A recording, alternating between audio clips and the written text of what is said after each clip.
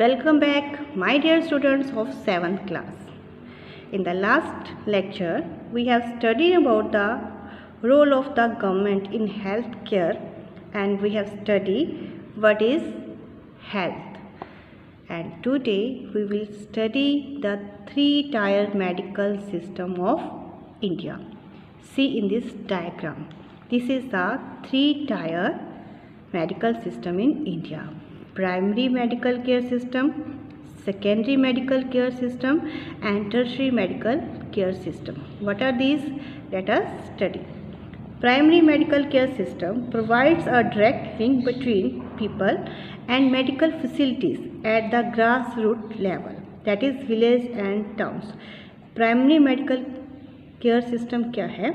जो grass root level means village level और town level पर सभी लोगों को मेडिकल फैसिलिटीज़ प्रोवाइड करवाता है. इसके लिए गवर्नमेंट ने प्राइमरी हेल्थ केयर सेंटर्स खोले हुए हैं and that deals with the most basic medical facilities giving integrated promotive preventive curative and rehabilitative medical service to people and act as an instrument for implementing all government programs related to health and family welfare. Primary health care centers ये लोगों को basic medical facilities provide करवाते हैं. जो भी small diseases होती हैं simple, उनका इलाज उनको कैसे प्रिवेंट करना है, कैसे क्योर करना है, किस प्रकार सेफ रहना, इसके बारे में लोगों को नॉलेज दी जाती है. इसके अलावा फैमिली वेलफेयर यानी फैमिली के वेलफेयर, फैमिली प्लानिंग प्रोग्राम के बारे में भी लोगों को इन्फॉर्मेशन दी जाती है. Community health centre CHCs also form a part of primary medical care system. Cases found most complicated by PHC are refer to CHC. Community health care centre जो है वो प्राइमरी लेवल पर ही काम करते हैं. अगर जो केसेस ऐसे आ जाते हैं जो कॉम्प्लिकेटेड होते हैं, जिनका इलाज प्राइमरी हेल्थ सेंटर में नहीं हो सकता, तो उनको कहाँ रेफ़र किया जाता है? कम्युनिटी हेल्थ सेंटर्स में.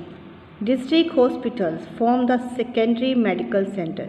जो डिस्ट्रिक्ट हॉस्पिटल्स होते हैं, बड़े हॉस्पिटल्स होते हैं डिस्ट्रिक्ट्स में, that are known as secondary medical care system. Hospitals and institution meant for particular disease and specialised fields only constitute tertiary medical care system in the health infrastructure.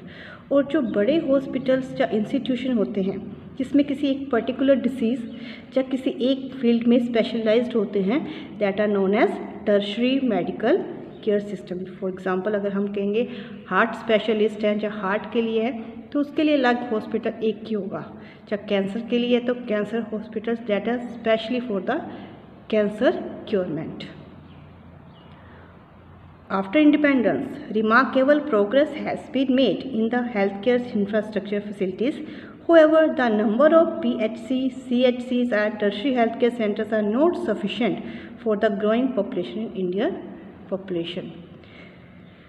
अगर हम देखें तो इंडिपेंडेंस के बाद health care facilities में काफ़ी progress हुई है, काफ़ी हुए हैं, पर फिर भी जितनी इंडिया की पॉपुलेशन बढ़ रही है उसके कंपैरिजन में प्राइमरी हेल्थ सेंटर्स और कम्युनिटी हेल्थ सेंटर्स सफिशेंट नहीं है. We need more health facilities for the people.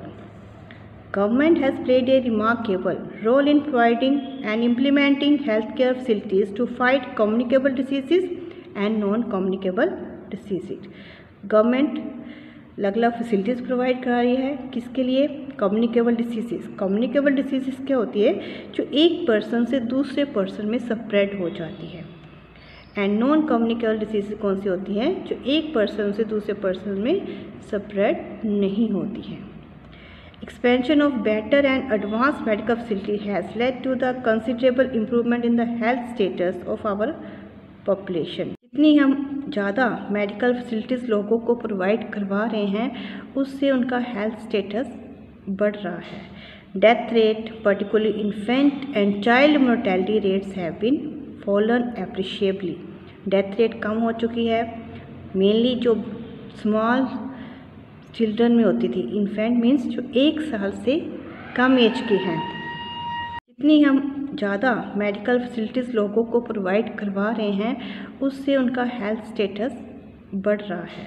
Death rate particularly infant and child mortality rates have been fallen appreciably. Death rate कम हो चुकी है, स्पेशली जो infant mean जो 1 साल से कम एज के हैं, and child mortality rates have fallen. Child mortality rates क्या होती है? जब 1 साल से कम बच्चों की डेथ हो जाती है विदाउट एप्रोप्रिएट मेडिकल फैसिलिटीज़। अगर मेडिकल फैसिलिटीज़ नहीं हो तो छोटे बच्चों की पूरी केयर नहीं हो पाती, जिसका उनकी डेथ हो जाती थी। पर अब मेडिकल फैसिलिटीज़ होने के कारण चाइल्ड मोर्टेलिटी रेट कम हो गई है। Government provides public health care facilities to people. Government लोगों को public health care facilities provide करवाती है। There are 2 types of health care facilities available in India. 2 तरह की हैं, that are public health care facilities that are provided by the government and private health care facilities that are provided by the individuals और private doctors. Public healthcare facilities are provided by the government. They provide health service at a very low and nominal cost. ये services जो होती हैं government provide करवाती है और इसमें जो कॉस्ट आती है, जो खर्च आता है, ज़्यादा नहीं होता। इनकी फ़ीस और चार्जेस कम होते हैं। It is focused on checking and prevention of the spread of various deadly diseases. और ये क्या करते हैं? जो मेन डेडली डिसीज़ होती है, जो लाइलाज बीमारी होती हैं, उनकी रोकथाम पर जोर देते हैं कि कैसे उनको रोका जा सके, उसके बारे में लोगों को अवेयर करते हैं। The private health care facilities are provided by private individuals और कंपनीज और रिटायर्ड डॉक्टर्स। जो प्राइवेट हेल्थ केयर फैसिलिटीज़ हैं वो प्राइवेट इंडिविजुअल्स या कंपनीज और रिटायर्ड डॉक्टर्स प्रोवाइड करवाते हैं। They open their own hospitals. वे अपने हॉस्पिटल्स, नर्सिंग होम्स खोलते हैं और मेडिकल फैसिलिटीज़ लोगों को प्रोवाइड करवाते हैं।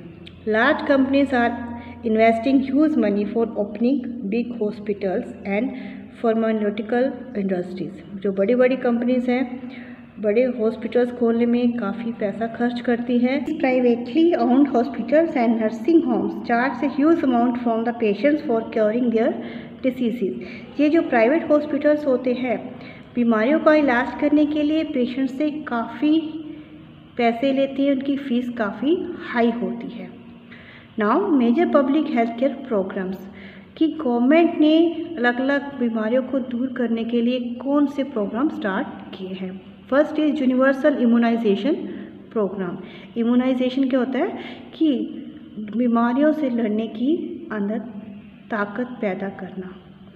The coverage of the programme first launched in the urban areas in 1985 was progressively extended to cover the entire country by 1990.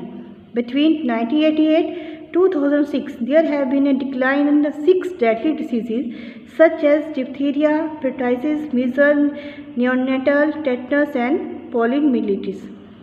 तो ये प्रोग्राम सबसे पहले अर्बन एरियाज़ में 1985 में स्टार्ट किया गया और इसका टारगेट क्या था कि 1988-2006 तक देश में जो 6 डेडली डिसीज़ हैं, जो लाइलाज बीमारी हैं, उनका इलाज करना और उनको दूर करना।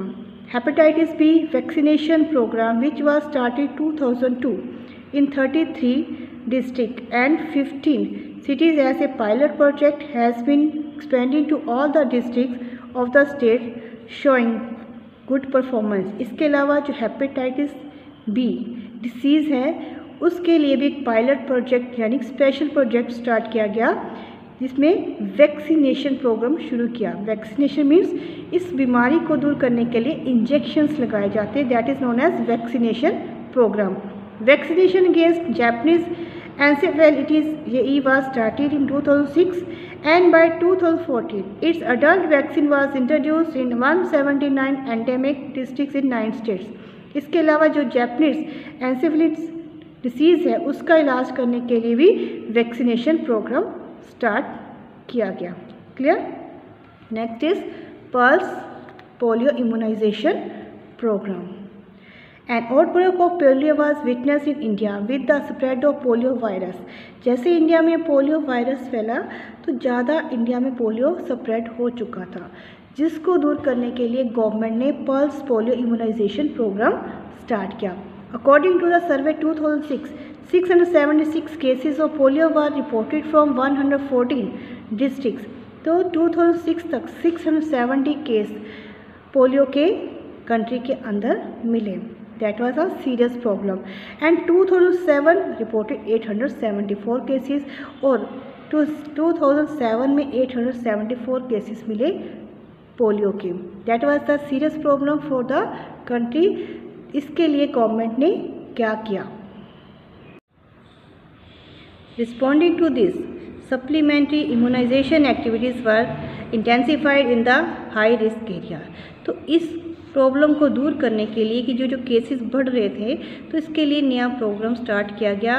That were immunization programme for the polio. As a result only one case was reported to have taken place in year 2011, जिस कारण 2011 में सिर्फ एक केस ही रिपोर्ट हुआ, एक केस ही मिला. In the 11th Pfizer plan attempted to obtain zero transmission status for the consecutive 3 years and obtained polio-free certification.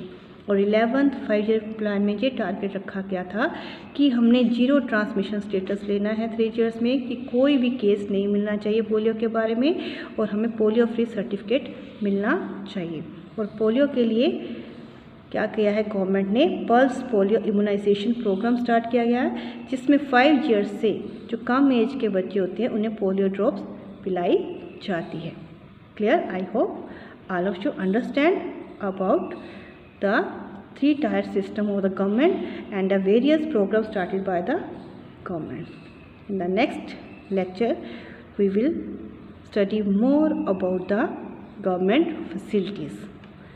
Thank you for watching the video.